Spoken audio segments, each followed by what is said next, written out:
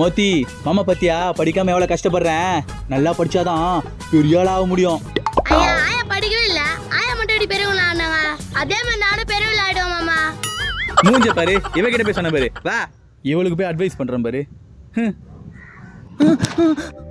I water can. என்ன பண்றான் இவன் அந்த வாட்டர் கேனை வச்சு? ஐ இந்த வாட்டர் கேனை வச்சு நான் செருப்பு தேய்ச்சிப்பேன். இந்த செருப்பு பாட்டு பிறகு எனக்கு முன்னே குத்தாது.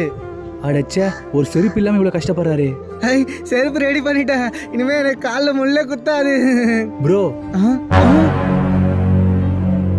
என்ன நம்மளை பார்த்து இப்படி போய் போறாரு? இந்தாங்க ப்ரோ. இரு ப்ரோ வரேன். ஏ வாடி. மோத்தி நீ இங்கே இருண்ணா. ஏன் இங்க கூட்டினா? இந்தாப்பா. ரொம்ப தேங்க்ஸ்ண்ணா. மோத்தி போலாமா? டே மாமா உனக்கு பெரிய மனசுடா. ஹேய் வாடி போலாம். முதல்ல இது அவர்கிட்ட கொடுக்கலாம் வா. ஐ செருப்பு சூப்பரா இருக்கு. அண்ணா பயப்படாதீங்கண்ணா.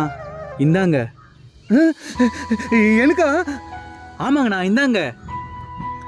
ஐ புது செருப்பு சூப்பரா இருக்கு. அண்ணா நான் படிக்காம வீட்டில் இருக்கலாம், வீட்டில் தண்டை சோறு சாப்பிட்றவனா இருக்கலாம், ஆனா உங்களை மாதிரி கஷ்டப்படுறவங்களை பார்த்து சும்மா இருக்க மாட்டேன். போட்டுக்குங்க. எல்லாருமே கேவலமா பாக்குறவங்க மத்தியில இவன் மட்டும் இவ்வளவு பேர் உதவி பண்ணிட்டு போறானே.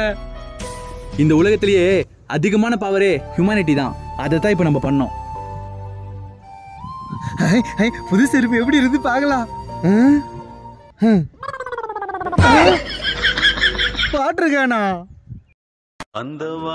மெரண்டா வாட்டர் பாட்டில் ப்ரோ, செம்ம ஸ்ட்ராங்கா இருக்கும். காலைல போட்டுக்க.